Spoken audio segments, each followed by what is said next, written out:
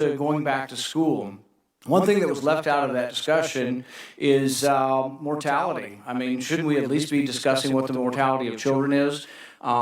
This is for Dr. Fauci as well. You know, the mortality between 0 and 18 in the New York data approaches 0. It's not going to be absolutely 0, but it almost approaches 0. Between 18 and 45, the mortality in New York was 10 out of 100,000. So really, we do need to be thinking about that. We need to observe with an open mind what went on in Sweden, where the kids kept going to school.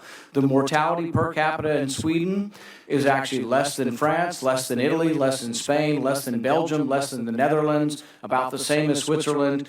But basically, I don't think there's anybody arguing that what happened in Sweden is an unacceptable result. I think people are intrigued by it, and we should be.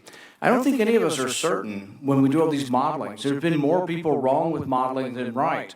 We're opening up a lot of economies around the U.S., and I hope that people who are predicting doom and gloom and saying, oh, we can't do this, there's going to be a surge, will admit that they were wrong if there isn't a surge, because I think that's what's going to happen. In rural states, we never really reached any sort of pandemic levels in Kentucky and other states. We have less deaths in Kentucky than we have in an average flu season. It's not to say this isn't deadly, but really outside of New England, we've had a relatively benign course for this virus nationwide.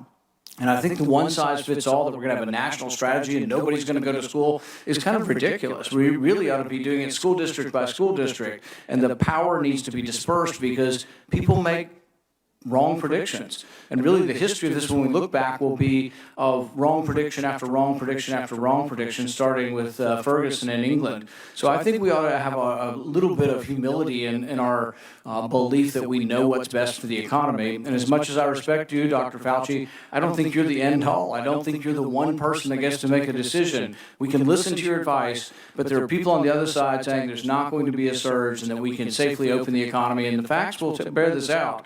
But if we keep kids out of school for another year, what's going to happen is the poor and underprivileged kids who don't have a parent that's able to teach them at home are not going to learn for a full year.